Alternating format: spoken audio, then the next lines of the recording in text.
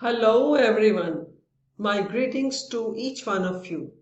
This is the 9th session on balance of payment.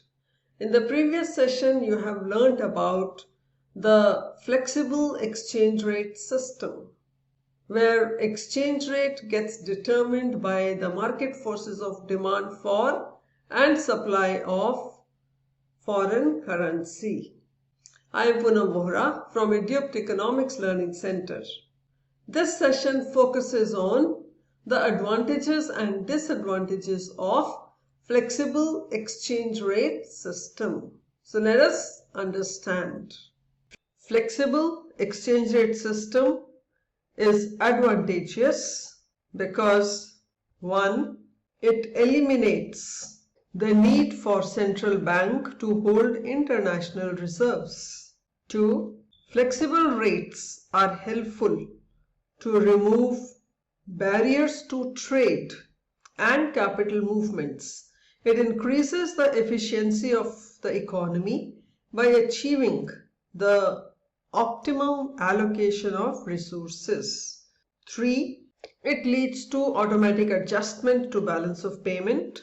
There may be inflows and outflows in balance of payments. The flows are either autonomous or accommodating.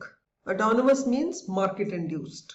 When autonomous inflows are less than the autonomous outflows, balance of payment problem exists. The country is not able to make foreign payments.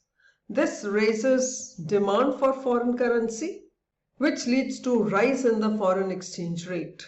The rise in rate makes exports cheaper and imports dearer.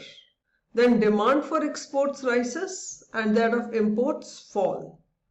As a consequence, inflow of foreign exchange rises and that of outflow falls.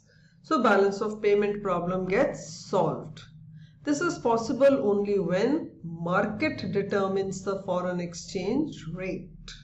And if there is automatic adjustment in balance of payment, it means there is no shortage of foreign exchange. In case there is any shortage, foreign exchange can take care of it. If there is shortage of foreign exchange, government has to borrow from foreign governments and financial institutions. So it reduces independence of government in the matter of programs and economic policies. So the system of floating exchange rate makes the government independent of foreign pressure. Though flexible exchange rate system is beneficial, but it has demerits too. There is uncertainty about the future exchange rate simply because market conditions change. Accordingly, foreign exchange rate changes. This increases uncertainty among the business and investors. There is a time gap between taking a business decision and executing the decision. During this gap, foreign exchange rate may fall and upset the profit calculation of exporters. Not only that, similar uncertainty prevails with importers too. So this uncertainty adversely affects the foreign trade and investment. It encourages speculation, that is, taking advantage of the expected fluctuations in exchange rate. In their attempt to earn more, the speculators manipulate the market and make exchange rate either too high or too low.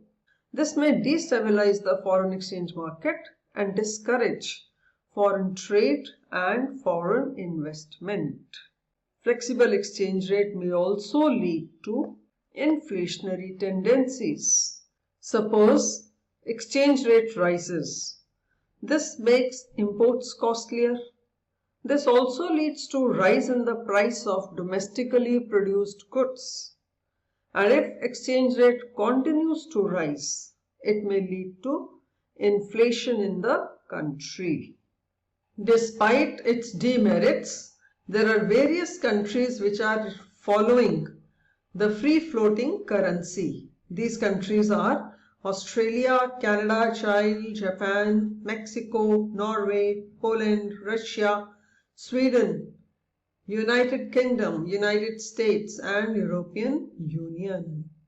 So the process of determining the exchange rate is quite practical. I hope you have understood the advantages and disadvantages of flexible exchange rate system. With this, the session comes to an end. The next session would focus on managed floating exchange rate system. Till then, keep reading, keep learning, and keep practicing.